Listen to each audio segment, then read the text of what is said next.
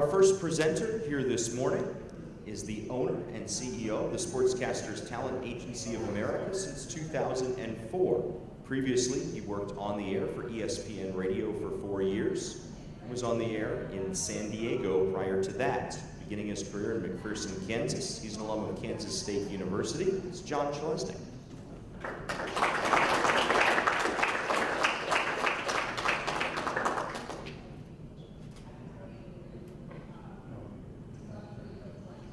Good morning, everybody. You know what's cool is we're in the Hearn Ballroom, a bunch of play-by-play broadcasters. Did you know this room is named after Chick Hearn? You're all nodding. You guys are suckers. Mark Wiseman is an aspiring play-by-play broadcaster in Ann Arbor, Michigan. Very talented, very smart, couldn't get a job, became very frustrated. A lot of people at that point throw in the towel and say, this isn't for me, or the industry just doesn't give me a break, nobody's recognizing my talent. Mark Wiseman didn't do that. Instead, he told himself, if nobody's going to hire me for opportunity, I'm going to create my own. This past academic year, Mark Wiseman did over 200 play-by-play broadcasts for high schools in Ann Arbor and Eastern Michigan University, some of their Olympic sports, but also some of their club sports. He created play-by-play opportunities for himself. So what we're going to cover here at the time that we have together this morning, how to create play-by-play broadcasting opportunities for yourself and get paid for it. First thing to do, identify local high schools and colleges that don't have a play-by-play broadcast, either on air or online. When Rob Bushka was a sportscaster, play-by-play guy in Southern California, he noticed that Modern Day High School, one of the premier high school football programs in the country for the last 50 years, they're the two-time defending national champs as we sit here right now. Rob noticed more than a decade ago, their games weren't broadcast anywhere. So he approached the school and said, I want to do play-by-play for your games. Jerry Gross was a longtime sports broadcaster at the highest levels of the industries, including voice of the Clippers, and they were in San Diego. Towards the end of his career, he said, well, I'm not getting the opportunities I used to at the top of the industry, but I still want to do play-by-play. So he approached Torrey Pines High School in San Diego and said, I want to do your games. And so he did. So identify the schools that don't have play-by-play. Wealthy and private schools are the best. Modern Day is a private Catholic school, and they get players from throughout Los Angeles, Orange, and even some out of San Diego counties. Torrey Pines High School is a public school, but very wealthy. And why do you think it is that you want to target the wealthier schools, if you can? Why do you think? Riley, do you have a guess? Well, you're on the right track. There's more money there. And we'll get into those details in just a moment. You can get play-by-play on the air, radio, or internet for any school, but for reasons that we'll go into here, it's going to be easier if you go to a private school. When I was a kid, if I wanted to have a sleepover, to have a kid come over, spend the night, have a friend come over, I would say to my dad first, hey, Dad, can so-and-so come over and spend the night? The reason I always asked my dad first is because he'd say yes. Mom was the hard sell. So after Dad said yes, I'd go to Mom. And I'd say, hey, Mom, can so-and-so spend the night? Dad said it's okay. Well, now it's 2 against whatever Mom wants. Me and Dad are all right with it, so Mom pretty much has to say yes. So when you approach a school to do play-by-play, go to the coach first. Rob Bushka didn't first go to the athletic director at Modern Day. he went to the head coach, Bruce Rawlinson. Said, Coach, I want to do your games on play-by-play on the radio or the internet. Coach said, yeah, that's fine. Man. Get out of here. Yeah, I've got this long list of to-do stuff, so yeah, that's fine. Good by me. So then, Rob went to the athletic director at Mater Dei and said, Mr. AD, I would like to put Monarch football on the air.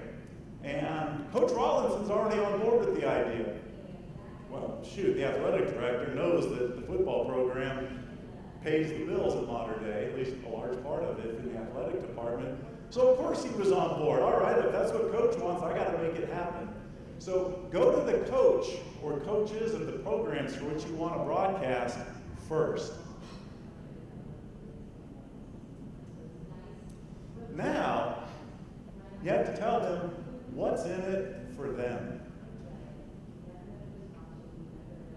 In Kansas City, a guy went to several different high schools. He didn't target one, but he had a small list of high schools whose games he wanted to broadcast. So he went to the athletic directors and said, look, I've got two things for sure I can give you. One is exposure. It's going to look really good for your program when you can say that you're on the air. Actually, the prestige, let me start with the prestige, but when your program's on the air, the other teams in your conference don't have a play-by-play broadcast, but you do. There's only one or two other teams in the county that have a play-by-play broadcast. You're one of them. Prestige. Exposure is super important, especially for a private school like Mater Dei, or for one of the private schools, I think Bishop Miege in Kansas City, that this guy in KC approached. Exposure is huge because it helps recruiting. And you can tell a potential recruit that not only can mom and dad listen to your games, but your grandma in Paducah and your aunt in Sheboygan, everybody can hear. Alumni are going to be able to listen. Those are the two first things you want to present. Hold on to the potential revenue as your trump card. Hopefully, the athletic director will say, oh, I'm all about it. The exposure, the prestige, Coach Rawlinson wants it. I'm totally on board with this. If he still wavers, though, then you pull that trump card out of your back pocket and you say, there's also some potential for money in it for you. There's two ways that your play-by-play broadcast can make money for the school. One is you can give them advertising availabilities within your pregame, postgame, and broadcast. And say, hey, you can have X number of availabilities, the value of those is whatever you sell it for. They can sell it for at least a couple hundred, if not several $100s per game. The other way that you can do it is to promise the school that you'll give them a percentage of whatever advertising that you sell. And that's where you make the money in the play-by-play, of course, is in selling the advertising. So here's how you do that.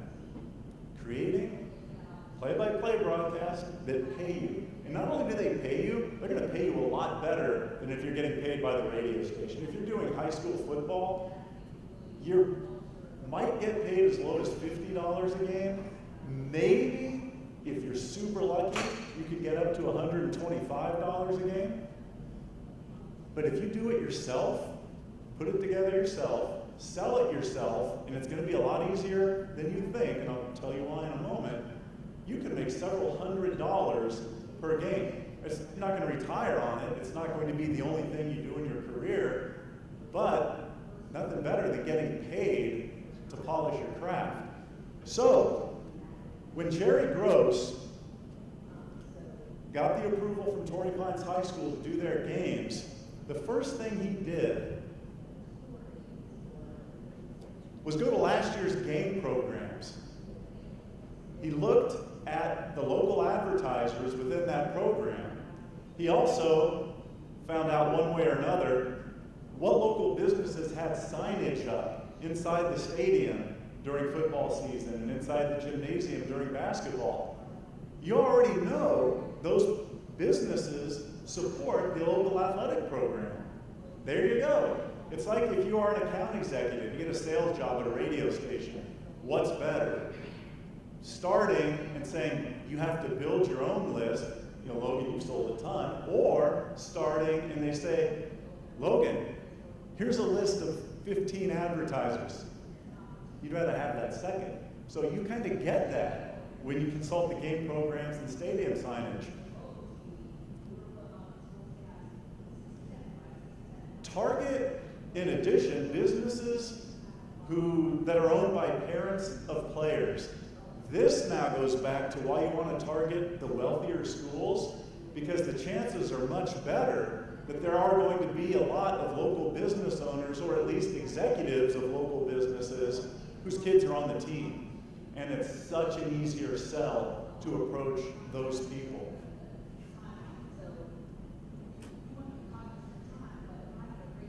When I was a senior at Kansas State, K-State baseball was not on the air, never had been. Why go like this? I thought, well, I want to do those games. So I went to a bunch of local businesses, and I thought, man, I can't sell. I never have sold. I have no desire to sell, but I wanted badly enough to do the games. And the athletic department had already told me, yeah, if you can do the games, and Mike Clark was there, they'd already told me, yeah, you can sell them, you can do the games. So I went out to local car dealerships and other businesses, and even as a moron who could barely link a noun and a verb, had no self-confidence at that time, no personality, I was able to sell some. And we got the games on the air. Mitch Holtis ended up doing them. But anyway, all it was, a guy who could not sell, sold. And the reason is right there. Sports are so much easier to sell because they're an emotional buy for the business owner. If Jerry Gross goes to the Potato Shack in Del Mar and says, hey, I want you to advertise on the game, the Potato Shack knows they're probably not going to get a bunch of additional business because they're advertising on a high school football broadcast, but they also know that they're going to get a lot of great favor among the public because they're invested in the local youth, the local sports programs, the local high school football program. And that's why the business owners will do it. Or because their kids are on the team, or their nephew's on the team. So to support them, or because they want little Joey's relatives in Paducah and Sheboygan to be able to hear the games, they buy the advertising when they otherwise might not. So when you go to sell, be confident it's probably going to be easier than you think. In Missouri, right on the border of Missouri and Kentucky, there is a sports talk host named Rob Johnson. Rob had a successful show and podcast, but he thought, well, I'm not getting paid for this. How can I monetize it? He did something that you can do, that you can package together with your play-by-play, and that is, he started a coach's show, or he took his podcast to a restaurant, but you can take a coach's show there. In McPherson, Kansas, this is 25 years ago, the local radio station, KNGL and KBB, you know McPherson, Lloyd? Yes, sir. All right. So they said, you know what? We want to do a coach's show with McPherson College football coach, Dan Thiessen. So they approached the Wendy's on North Main Street in McPherson and said, we want to bring this coach's show to you once a week. We'll do it, from your place. What is your slowest night of the week? And they said, well, Tuesdays tend to be pretty slow. So the radio station said, okay, we're going to make Tuesdays one of your busier nights of the week because players are going to attend. Many of them are going to bring a friend. Coaches are going to attend. Family members are going to attend. Other students are going to attend. And so what do you know? Every Tuesday night during the fall, Wendy's on North Main Street was selling singles and Frosties by the truckload. Everybody showed up. So one of the slowest nights of the week became one of their busiest. So find a local restaurant, tell them Tuesday night's usually a Tuesday, but whatever your slow night is, and we want to do a coaches show. So if it's Rob Bushka and Modern Day, he finds a local restaurant there in Santa Ana, California, and says, hey, we're going to bring Coach Rawlinson in every Tuesday, and he's going to bring all these people that I just told you about. And I only want, give me however many $100 you decide is appropriate, 200, 300, 400. Think about what your expenses are, and then how much you want to make. Say, so, give me this amount of money and a free meal, and we're going to bring all this additional revenue to you. So if you bring in $1,000 for the restaurant, do you think it's a good investment or a bad investment for the restaurant to pay you $300 on a hamburger and a Frosty? It's a pretty good business deal, especially when they weren't going to have that $1,000 at all otherwise on a Tuesday night. So think about packaging a restaurant coaches show with your play-by-play when you go out to sell it. And all you want is the money and a meal. To give value added, you know what value added is? If you go and you give advertising to a company, what's value added for them? Brendan? You give them more than essentially. Exactly. You give them more than you promised. So you could do a live video, for Snapchat or Instagram or wherever you youngsters put all this kind of stuff. But do a video from the restaurant, from the show, and say, hey, this is the place to be right now. Packed house. They're all here to see Bruce Rawlinson and get his take on Modern Day's last game and on the upcoming opponent. Plus, there's dinner specials tonight. So do live video. People will see the restaurant. And that's a nice value added for the restaurant. They'll appreciate that. You can also hang a banner in the restaurant, certainly during your show. Promote the fact that you're there every week. But also ask the restaurant if you can leave that banner up throughout the football season or the basketball season. So that, and tell them by leaving it up, it's going to bring more people in. It's going to make more people aware that this takes place here at Wendy's on North Main Street and McPherson every Tuesday night, and it promotes you and your brand as well. So have a restaurant coaches show and package that with what you're doing. You're going to want a website. If you don't have a website, if you're selling a service or a product in this day and age, if you don't have a website, you don't exist. The first thing that your potential customers or your potential listeners to your play-by-play broadcast are going to do, or the advertisers you're approaching, to see how legitimate you are, is Google you. Have something that they can find. I'll give you some examples in just a moment, but use that website in addition to selling your brand, presenting your brand. Have it promote those play-by-play broadcasts and the coaches shows that you're putting together.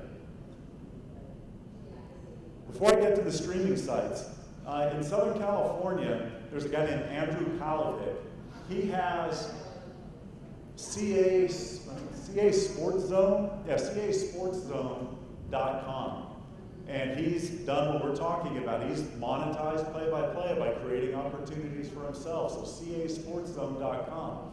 Mark Weisman, the guy up in Ann Arbor that I talked about at the very top, has ArborBroadcasting.com. So consult those websites if you want ideas for what yours might look like. And then also use your website to archive your broadcast so that people can listen on demand. Which brings us to the streaming sites. Time check real quick. What time do we have? 9:23. Good, thank you. All right. MixLR is one of the most popular and widely used out there. I think it first kind of got its start in minor league hockey. A lot of minor league hockey teams used it. Nick says Nick's been in hockey I forever. would say after 2060 CHL teams, that internet only games, but all use MixLR. Yeah, I believe it. But it's caught on now, and because of its success in hockey, so many others use it. It's a free service. You don't have those annoying ads that sometimes pop up in your broadcast. On the flip side, you only get so many free hours. Then you have to upgrade if you want them to keep all your broadcast archive. If If you don't upgrade, then you have to erase files to create room for your new broadcast. Another one is Audio Sports Online. This one's especially popular for high school and small college broadcast. It's not free, but it's a reasonable price, and the customer service, I'm told, is top-notch. They do a great job. Mark Weisman up in Ann Arbor uses Spreaker.com. It's S-P-R-E-A-K-E-R. He swears by Spreaker, so that's another good one that you can investigate. Live stream, no ads, and a 30-day audio archive.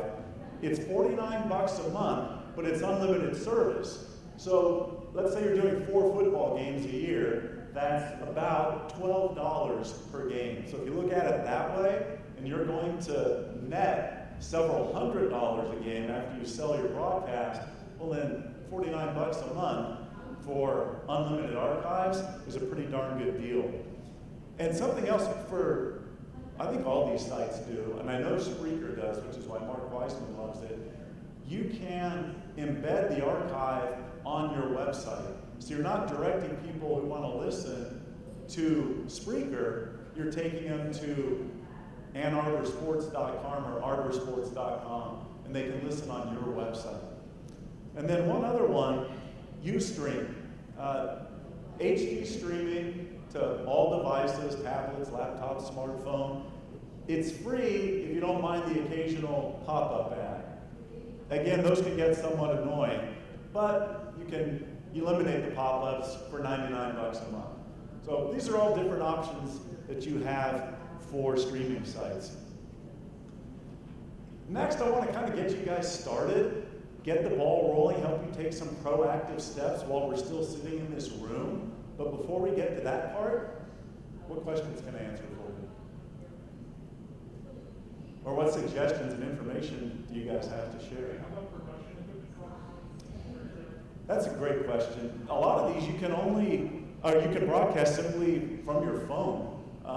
You might invest in a mixer, headset. Nick, I think you probably can even answer this question better than I.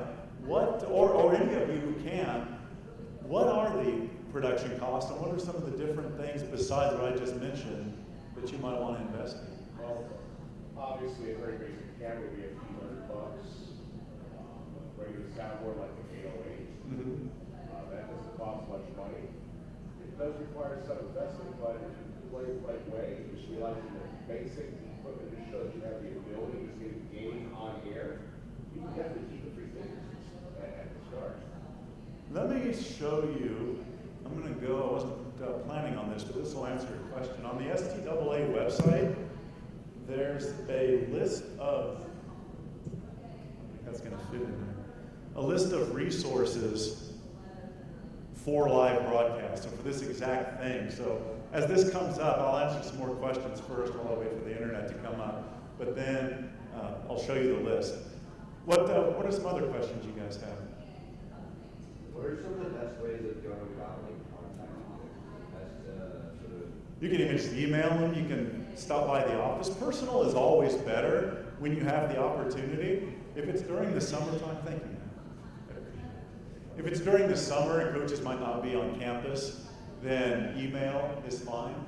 But if you can't make the introduction in person, do so. But email, telephone is good too. In fact, I would probably say in order of preference, in person number 1, telephone second, email third. And if you email, say, hey, I'd like to do your games online. Could we schedule a time to visit for just 5 minutes?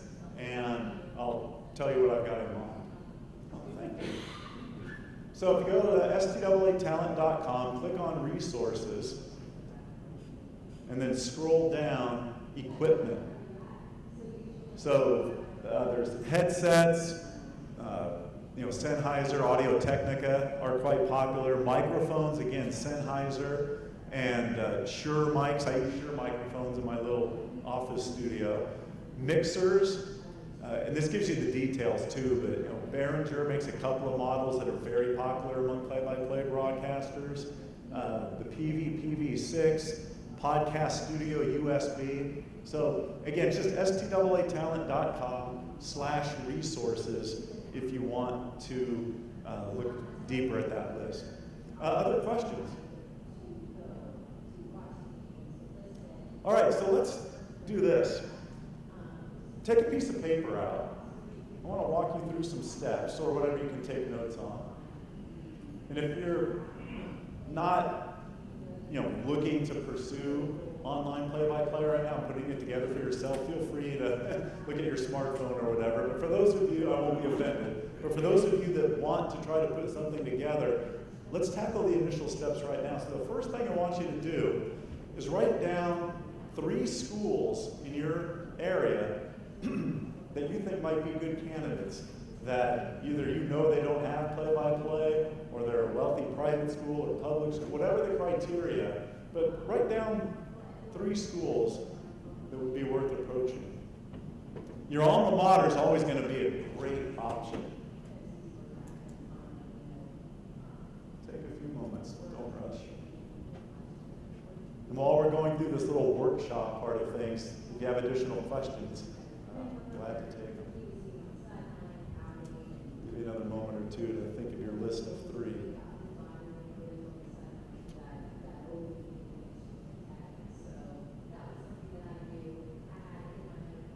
All right, the next thing, you don't have programs or the stadium signage in front of you, of course, but think about 3 local businesses that would be logical for you to target. Either that they support area sports, or they support area youth programs, or it's a sports-minded, it's a Dave & Buster's, or it's a sports-themed restaurant, something like that. Think about that. Go ahead and just write down 3. See if you can come up with 3.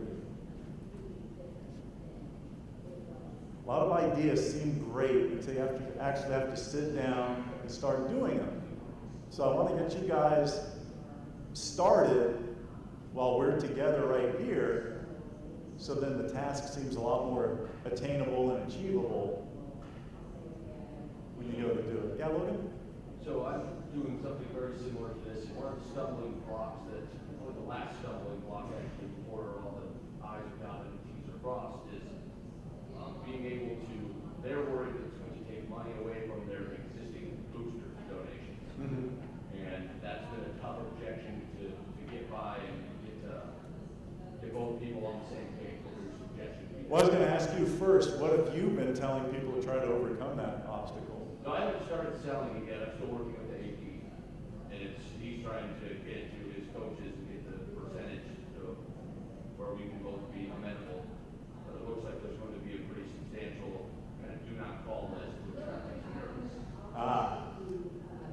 I have not sold for this, so my first thought would be to spin it that the Booster Club donations are for something totally different. That's for uniforms, equipment, team travel, and things like that. What you're doing is soliciting money so that fans of the team, family, friends, and alumni, can listen to the games. Yeah, Joe? Or Jack? I have a suggestion.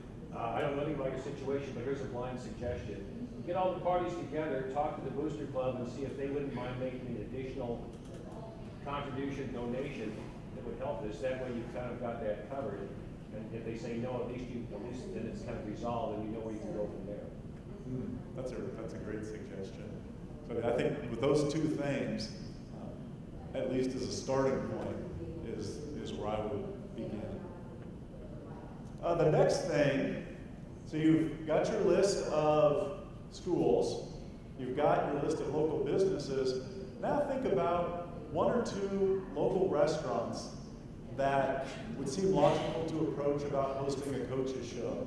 Again, maybe it's a restaurant that already advertises and supports the program through in-stadium signage or game programs. Maybe it's a sports theme, something or other.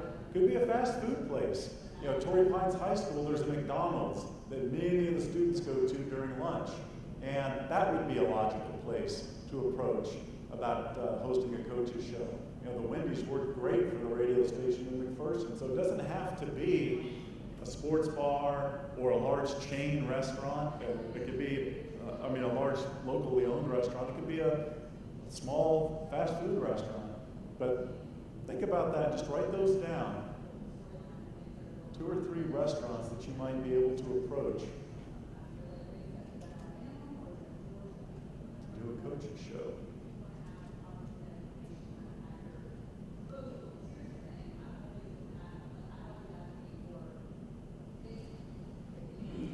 All right, any other questions on selling your play-by-play broadcast? All right, let's do this. We've got extra time.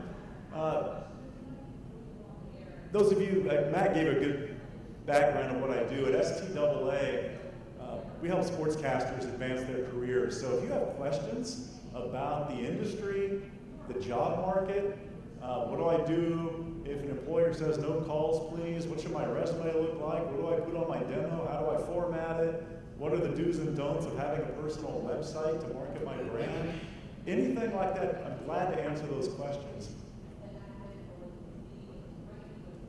Yeah, go ahead. Me, I'm not somebody who wants to be on air personality. I'm actually the guy who wants to be behind the scenes too. So, what sort of market with How would you go about presenting yourself? In radio or television? There's a ton of market for that, because for every one person that you hear on the air or see on the air, there is a support staff of many or dozens. So extremely marketable. There's going to be plenty of opportunity for you there. Video editing will be a skill that you're all going to want, whether you're going to be on mic or off mic. It's just such a large part of the job now of digital content creation. Again, whether you're talent or behind the scenes. So make sure, if you haven't already, that you develop that skill, because it'll be important. Did you have a question? Oh, no, yeah, you. I thought you started to raise your hand. Who else has a question? Yeah.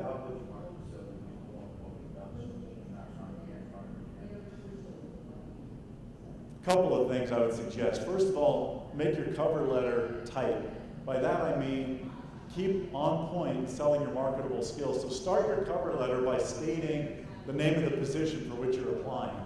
Don't just say I'm applying for the job or the position. An employer may have several positions open simultaneously. So I'm applying to be a production assistant at WXYZ. Then, still in that opening paragraph, tell WXYZ what it is about them that makes you want to work for them versus anyone else. Take a little time, do some research, and give them a reason.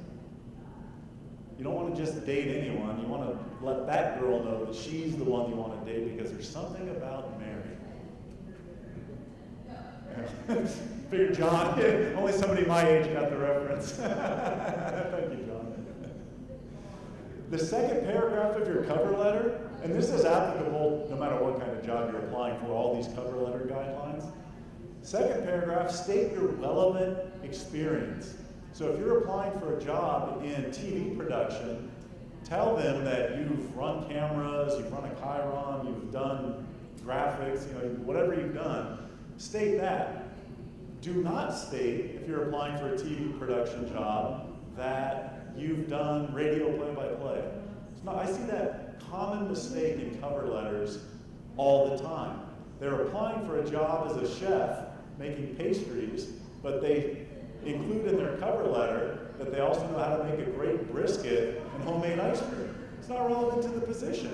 So keep your cover letter relevant to the position you apply for. And that means you can't send the same cover letter to every job. A lot of people try, especially when we're first out of school. We think, okay, we're going to blanket the job market. I'm going to send out 100 of these babies. But you're going to get 100 crickets because you sent a form letter that made it so obvious that you didn't customize it. So customize it to the job. At the end of the letter, this is your third tip for marketing yourself, whether it's behind the scenes or on air. Give the employer a date upon which you will follow up. Don't say, I hope to hear from you. Of course you do. And everybody writes that. So you're not distinguishing yourself at all. Instead, say, I will follow up with you. Make it about a week out on Tuesday, January 7th. And if I get your voicemail, I'll leave a message. Then you follow up when you say you're going to. Because employers don't like people who don't do what they promise.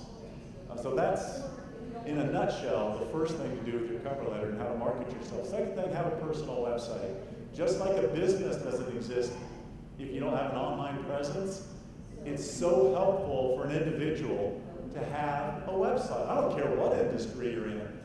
The reason is this. First thing an employer is going to do if they like your application is what? They're going to Google you. You want to control the narrative. You want to control what comes up first in their search of your name. That's why LinkedIn is helpful, but it's kind of a boilerplate format. A personal website not only makes sure that an employer finds what you want them to find at the top of their search for you, but allows you to show your personality. And I could talk for an hour. Maybe I'll tell Dave Gorn, hey, next year let's talk about personal websites for sportscasters and how to put them together. Let me give you one tip right now though on that topic. On the home page, write an about paragraph, about you. Write it in the first person. Don't say, Jon Chelesnik is A, B, and C. Say, I am A, B, and C. Because now it's personable. And it's like if you're expecting company at your front door, somebody's coming over, your friend's coming over, you don't say, hey honey, go answer the phone, my friend Bob's here, and I don't want to answer, you answer the door. That's impersonal. But if you answer the door, Bob, hey, how you doing? Smile on your face, you reach out to shake his hand, Bob feels a lot more welcome. The employer coming to your website for the first time is meeting you for the first time. Make him feel welcome by writing that about paragraph in the first person. And don't keep it just about your career. Put one or two things about you in there. Hey, I love Mexican food, or I'm a World War II history buff, whatever it might be. And make 80% of it professional, about your career. Make 20% of it personal. Give the opportunity to that employer to find common, oh, hey, I love World War II history also. Love this guy. I think I'll give him a call. Got a strong application. I like the production work that he's done. I give him a call. But more questions.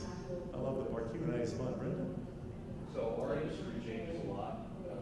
Maybe you can expand on the idea of why it's important to keep up with things like Learfield and the ACC network, things like that, and where you find a lot of that. Great.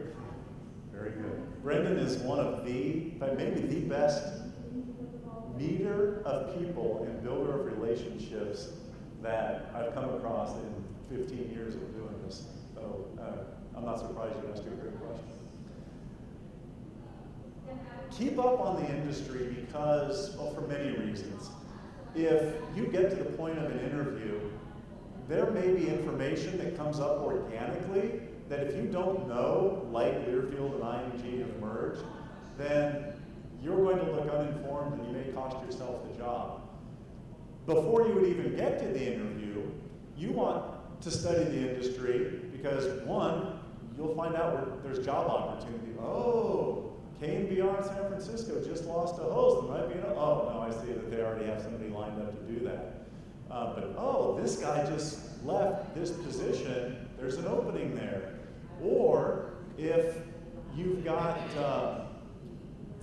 Learfield and IMG, you might think, oh, okay, this position just came open. This play-by-play broadcaster just left. I want to apply for that. Let me contact Tom. Oh, that's not a Learfield school anymore.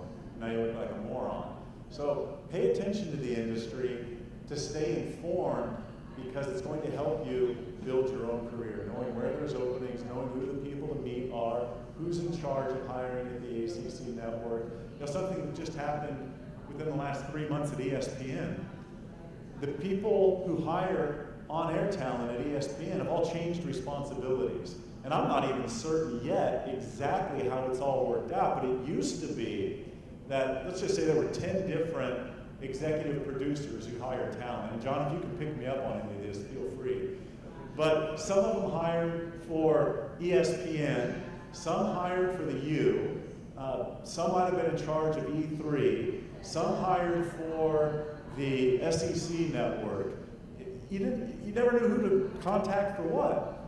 Well, now they've kind of reconsolidated everything so that one person hires football across the platforms, another person hires basketball across the platforms. But now you still have to figure out who's in charge of the sport for which you want to broadcast. But keeping up on changes like that so that you don't contact somebody who used to hire what you wanted, only to have them tell you, no, I don't do that anymore, and contact this person. So those are all examples of why it's important to not only keep up on movement and changes in the industry, but also keep up on the technology as it changes. One thing that hurts veteran sportscasters, I'd say anybody over 40, I've seen countless crippled by their refusal to learn new technology, their refusal to create their own website, their refusal to start a blog, their refusal to learn how to podcast, their refusal to get on social media. And it costs people careers, because when the play-by-play guy also has to be able to put up live video within 30 minutes of the end of the football game, or maintain a social media account as the voice of the school, and you can't do that, it doesn't matter how skilled a broadcaster you are, it's not enough anymore. So you have to also evolve, not only pay attention to the industry, but evolve with the technology. More questions? Hey, Brett. Just one thing I thought about this in terms of selling. Are there any pitfalls that we should watch out for with regard to competing sponsors in our main game if we're trying to sell? Should we, do you what is on IG perspective that they would not want us partnering with other businesses, or how would that? That's a good question. Logan, do you mind if I defer to you on that? How much? The reason I keep deferring to Logan, Logan can sell ice to an Eskimo. Logan's been highly successful in radio sales for 10 years. I never had to do sales, except when I was doing the K-State baseball thing. But how would you? Say it again. So I'm just thinking about the meeting that you've got, you're working with the main school, your main job, that has all these sponsors lined up for, the IG type broadcast. If you're looking to sell for something like this, doing your own freelance work, could there be any issues running into working with other businesses that you're associated with? Probably only if you're currently working with that company, I would avoid it. But otherwise, it's just fair competition. I would say everybody's open unless otherwise stated. Okay. Just be ready if you have a different opportunity to then say, okay, we're done. Right. So it doesn't mean that if you're doing meetings or something for one business and one job, it doesn't have an effect on your brand or anything. Not in my opinion. And a lot of the network-produced broadcasts are going to have national accounts, and you're going to be exploring the grassroots level. You're not going after Budweiser, you're going after the Potato Shack in Delmar. What time did we finish? 9:50? Okay, we've got time for another question.